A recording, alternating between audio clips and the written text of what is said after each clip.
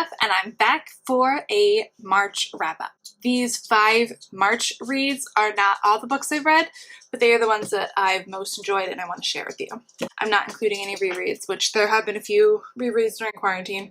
Let's start off with number 5. The Little Prince is a short and sweet story about a little boy who meets a pilot and he talks about his world and the people he's encountered. It seems like this cute, sweet children's story, and instead there's so much depth to it, and the insight into the people around him and the people in the world and in space who he encounters are all these unique people. As an adult, I found this super neat to read and super enjoyable. It's like stealthily powerful. Number 4.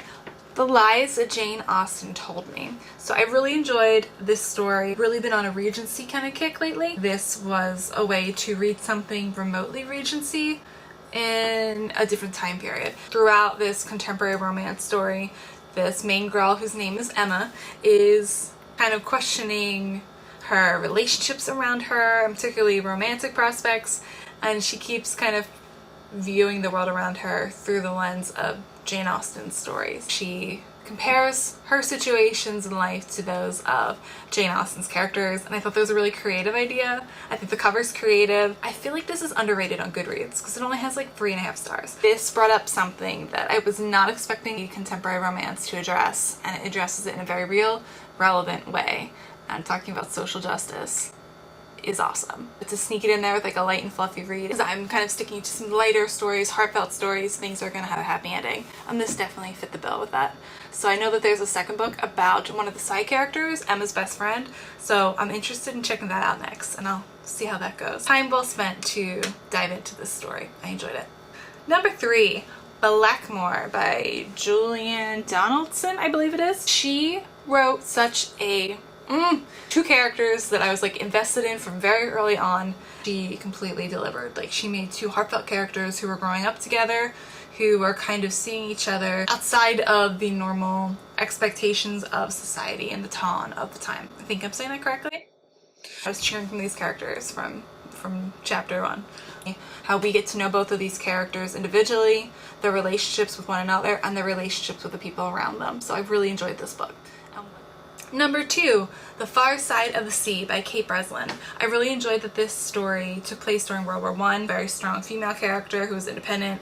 The first time that our male protagonist meets our female protagonist, she's wearing pants and astride a motorcycle, and all scandalizes him and his proper genteel self.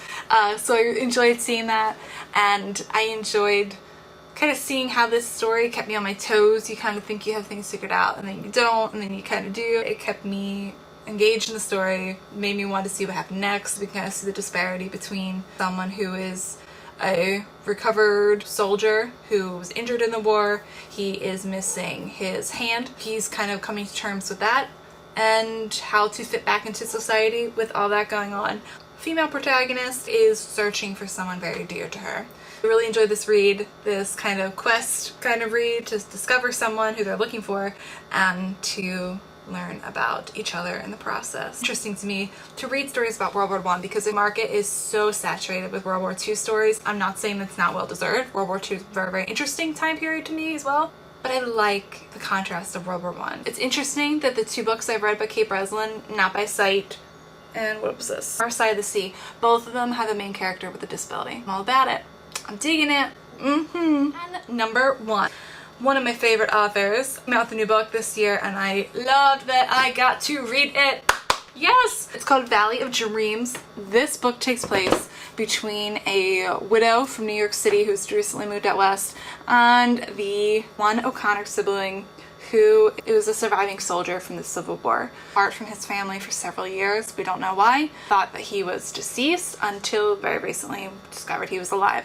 Such a heartfelt story, such an interesting look into the characters, and I loved seeing the family support them and see their journey to both become independent, understand their place in this new environment, and find a place for themselves as well as build the relationships with the people around them. Very much enjoyed it. So that is a wrap up for March. A little bit late, but those are my 5 favorite books for the month of March, and once April wraps itself up, I'm looking forward to seeing what my favorite books in April are. So I look forward to sharing them with you. Hope you're finding something good to read, and hope you're finding a story to just warm your heart during this quarantine time. So I look forward to chatting with you more about books. Take care of yourselves, and I'll see you soon.